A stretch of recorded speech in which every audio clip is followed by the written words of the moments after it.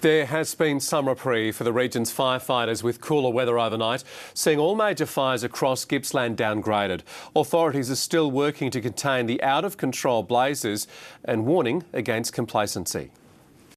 It's been a challenging week for Gippslanders. We've all faced fire before, and for those people currently experiencing fire, it must be terribly stressful. Fires across the region have seen many forced to flee their homes with not much more than a few essential items. The Gippsland Emergency Relief Fund's been busy helping those in need, providing cash flow to those who've suffered significant property loss. And that enables them to buy clothes or food or whatever it is, or accommodation, whilst government grants and whilst insurance matters are attended to. The last 24 hours have seen a dramatic change in Gippsland fire fronts. Late yesterday afternoon saw the Dargo and Nicola fires escalated to emergency warnings. At Valencia Creek, the sky was an eerie haze as locals considered whether to stay or leave. Overnight, cooler weather offered some reprieve, with all major fires downgraded to advice levels. Today, crews at Yinnar were busily blacking out hotspots, with many trees still burning from the inside out. Because a big fire like that is really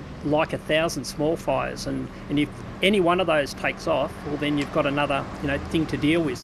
This cooler weather has been welcomed by crews battling the blaze, but there's still a lot of work to be done. Efforts are now focused on hazardous trees and clearing where possible. While the fires are being brought under control, residents are urged not to become complacent. Danielle Pope, Win News.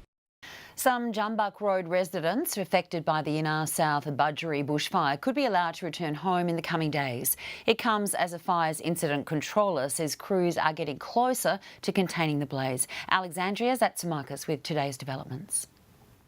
Rain dampened the fire ground, providing little relief for crews at the front line. It gives us all a break, but it also is a bit of a watch out in terms of the tracks being slippery. The hard work is far from over. Today, crews blacked out smouldering hotspots dotted along Whitelaw's track, while in other areas, firefighters continued to work on containment lines. We're on the front foot finally after a difficult weekend and getting close to getting containment around the fire. Despite the cooler conditions, roads remain closed and residents are being urged to remain vigilant and keep an eye on emergency warnings. Incident controller Peter West says residents in the Jumbuck Road area could be allowed back home in the coming days.